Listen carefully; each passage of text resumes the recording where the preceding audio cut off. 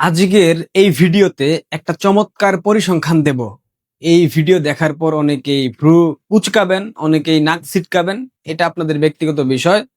আশা করি এই ভিডিও দেখার পর অনেকের অনেকের বোধ শক্তি উদয় হবে, এটা আমার বিশ্বাস। 5 আগস্টের পর আওয়ামী লীগকে একই সাথে অনলাইন কিংবা অফলাইন প্রত্যেকটা জায়গায় প্রাসঙ্গিক রেখেছে বাংলাদেশ ছাত্রলীগ। আকাশের চন্দ্র সূর্য যেমন সত্য, একথাও চন্দ্র এবং সূর্যের মতোই সত্য। 5 আগস্টের পর থেকে রাজপথে ছাত্রলীগ যে ভূমিকা রেখেছে সেটার প্রশংসা করে শেষ করা যাবে না। এক্ষেত্রে ছাত্রলীগের বর্তমান সভাপতি এবং সাধারণ সম্পাদক অবশ্যই তাদেরকে কৃতিত্ব দিতে হবে। পাশাপাশি ঢাকা শহরের প্রত্যেকটা ছাত্রলীগের নেতাকর্মী ছিলেন, তাদেরকেও কৃতিত্ব দিতে হবে। এবার আসেন অ্যাকচুয়াল পরিসংখ্যানে। ঢাকা মহানগর উত্তরে আওয়ামী লীগের সকল সহযোগী সংগঠন এবং অঙ্গ সংগঠন এবং বিভিন্ন পেশাজীবী সংগঠনের কতগুলা কমিটি আছে? আচ্ছা, সব সংগঠনের হিসাব বাদ দেন, শুধুমাত্র আওয়ামী লীগ, ছাত্রলীগ, যুবলীগ এবং স্বেচ্ছাসেবক লীগ, এই 4টা সংগঠনের হিসাব করি, কারণ এই 4টা সংগঠন সবসময় মূল ভূমিকায় থাকে। আমি আবারও বলছি, আওয়ামী লীগ, যুবলীগ, ছাত্রলীগ, স্বেচ্ছাসেবক লীগ, 4টা বৃহৎ সংগঠন। ঢাকা মহানগর উত্তরে সর্বমোট থানা কয়টি জানেন আপনারা? যেমন উত্তরা পশ্চিম থানা, উত্তরা পূর্ব থানা, তুরাগ থানা, দক্ষিণ খান, উত্তর খান, খিলক্ষেত, বিমানবন্দর, গুলশান, বনানী, ভাটারা, বাড্ডা, কাফরুল, পল্লবী, মিরপুর, শাহালি, রূপনগর, দারুসালাম, আদাবর, মোহাম্মদপুর, তেজগাঁও শিল্পাঞ্চল, শেরেবাংলা নগর এবং হাতিরঝিল। টোটাল থানা 22টি। 22টি থানাতে ছাত্রলীগ, যুবলীগ, স্বেচ্ছাসেবক লীগ এবং আওয়ামী লীগের কমিটি আছে। এবং পাশাপাশি ঢাকা মহানগর উত্তরে ওয়ার্ড সংখ্যা 54টি এবং এই 54টি ওয়ার্ডেও ছাত্রলীগ, যুবলীগ, স্বেচ্ছাসেবক লীগ এবং আওয়ামী লীগের কমিটি আছে। ঢাকা মহানগর উত্তরে কলেজ সংখ্যা আনুমানিক, যদি ভুল না করে থাকি, 9টির মতো, 10টি হতে পারে। মিরপুর বিশ্ববিদ্যালয় college, Bangabandhu college, IST college, homeopathy college, Dhaka polytechnic institute, ceramic college, Mohammadpur কেন্দ্রীয় college, Maqbul Hossain college, graphic arts college, যদি ভুল না করে থাকি বাদ যেতে পারে। টোটাল 9টি কলেজ। এই 9টি কলেজ আমি বাদ দিলাম, এদেরকে হিসাবের মধ্যে রাখার প্রয়োজন নাই। এখন আসেন, সর্বমোট থানা থাকে 22টি এবং ওয়ার্ড থাকে 54টি। শুধু থানা এবং ওয়ার্ডের হিসাব যদি করি তাহলে টোটাল ইউনিট দাঁড়ায় 76টি, অর্থাৎ 76 জন সভাপতি এবং 76 জন সাধারণ সম্পাদক। টোটাল 152 জন, আমি 52 জন বাদ দিলাম, তার মানে 100 জন সভাপতি এবং সাধারণ সম্পাদক টোটাল 76টি ইউনিট থেকে আমি ধরে নিলাম।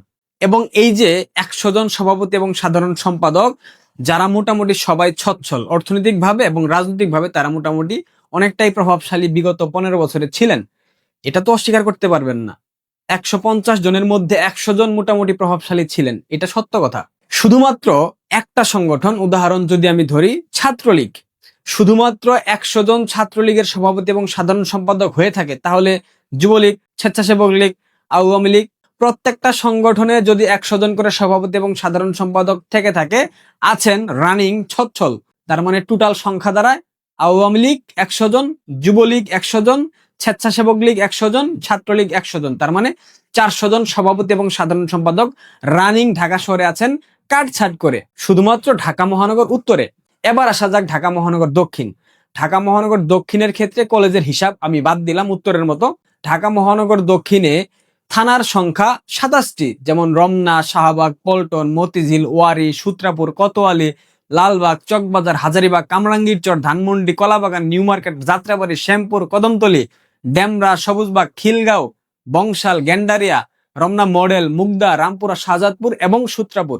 পাশাপাশি ঢাকা মহানগর দক্ষিণে ওয়ার্ডের সংখ্যা 75টি। তাহলে ঢাকা মহানগর দক্ষিণে 27টি থানা এবং 75টি ওয়ার্ড।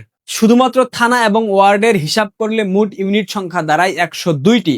102টি ইউনিট বাদ দেন, আমি ধরলাম এখান থেকে 50টি ইউনিট পাওয়ারফুল, তাহলে 50টি ইউনিটের সভাপতি এবং সাধারণ সম্পাদকের সংখ্যা 100 জন, যারা প্রত্যেকেই অর্থনৈতিকভাবে সচ্ছল। এখন শুধুমাত্র ছাত্রলীগের সভাপতি এবং সাধারণ সম্পাদক যদি ঢাকা মহানগর দক্ষিণে 100 জন থেকে থাকে, সেক্ষেত্রে যুবলীগ, স্বেচ্ছাসেবক লীগ এবং আওয়ামী লীগ, তার মানে আরো 300 জন। ছাত্রলীগের 100 জন, বাকি 300 জন, 400 জন। অর্থাৎ ঢাকা মহানগর উত্তরে 400 জন, ঢাকা মহানগর দক্ষিণে 400 জন। শুধুমাত্র ঢাকা মহানগর উত্তর এবং দক্ষিণ মিলিয়ে অনেক কাটছাট করার পর এই সভাপতি এবং সাধারণ সম্পাদকের সংখ্যা দাঁড়ালো 800 জন। মনে রাখবেন এইটা কিন্তু অনেক কাটছাট করে হিসাব করা। এখানে শুধু ছাত্রলীগ, আওয়ামী লীগ, যুবলীগ এবং স্বেচ্ছাসেবক লীগ নিয়ে হিসাব ধরেছি। আরো বহু সংগঠন আছে, মহিলা আওয়ামী লীগ, কৃষক লীগ, যুব মহিলা লীগ, শ্রমিক লীগ, উলামা লীগ, এছাড়াও আরো অন্যান্য পেশাজীবী সংগঠন আছে যেগুলোর হিসাব আমি এখানে ধরিনি। এবার আসেন, ঢাকা শহরে মোট কয়টি বিশ্ববিদ্যালয় আছে?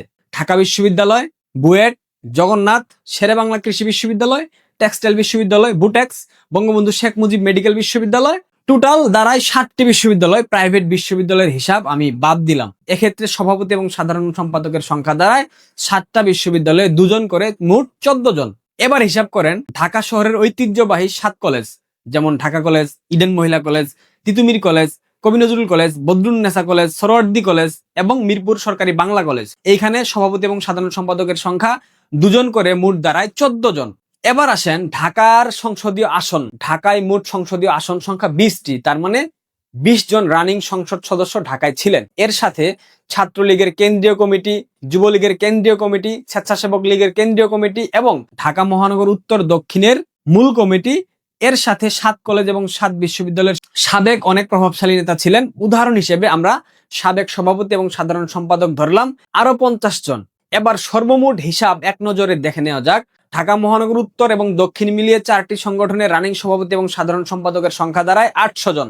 7 কলেজের সভাপতি এবং সাধারণ সম্পাদকের সংখ্যা দাঁড়ায় 14 জন। 7 বিশ্ববিদ্যালয়ের সভাপতি এবং সাধারণ সম্পাদকের সংখ্যা দাঁড়ায় 14 জন। তৎকালীন সংসদ সদস্য 20 জন। সর্বমোট রানিং প্রভাবশালী নেতা 848 জন, ধরে নিলাম 850 জন। এবং সকল ইউনিটের সাবেক প্রভাবশালী নেতা আরো 50 জন। সর্বমোট প্রভাবশালী নেতার সংখ্যা দাঁড়ায় 900 জন, যারা বিগত 15 বছরে দাপটের সাথে রাজনীতি করেছেন, ঢাকা শহর চষে বেরিয়েছেন। এই কথা তো আপনারা কেউ অস্বীকার করতে পারবেন না। আপনাদের সবার প্রতি আমার একটা আকুল আবেদন, একটা নিবেদন কিংবা একটা আহ্বান বলতে পারেন। ঢাকা শহরে নিজস্ব বলয়ে থাকা নেতাকর্মীদের দিয়ে বিচ্ছিন্ন ঝটিকা মিছিল না করিয়ে আপনারা এই 900 জন প্রভাবশালী নেতা যদি একবার একটি বৃত্তে প্রবেশ করতে পারেন, সব গ্রুপিং ভুলে গিয়ে দেশের স্বার্থে, জনগণের স্বার্থে, দলীয় নেতাকর্মীদের স্বার্থে একটা ছাতার নিচে আসতে পারেন না? এটা কি খুব কঠিন কাজ? একবারের জন্য আসা যায় না? সবকিছু ভুলে যান, শুধুমাত্র দেশের কথা চিন্তা করেন। আসা যায় না? স্রেফ স্রেফ একটা বার একত্রিত হয়ে দেখেন।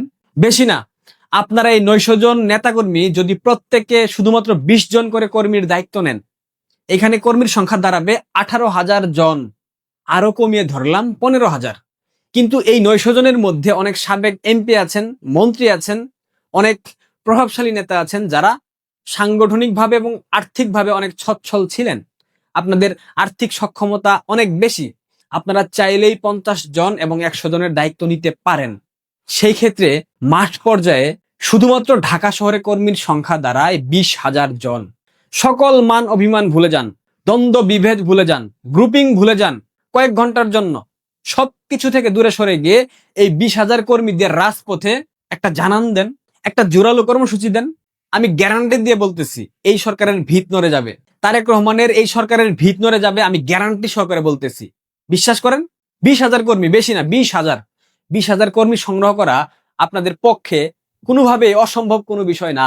আপনাদেরকে সামনে এসে নেতৃত্ব দিতে হবে না, কর্মীরাই সামনে থেকে নেতৃত্ব দিবে। আপনারা জাস্ট অর্গানাইজ করেন, আপনারা জাস্ট পেছন থেকে, পর্দার আড়াল থেকে সুসংগঠিত করেন, আপনারা অর্থনৈতিকভাবে সহায়তা করেন, একটা ছাতার নিচে নিয়ে আসেন। বিশ্বাস করেন, রাজপথে নামলে তারেক রহমান হার্ট অ্যাটাক করবে।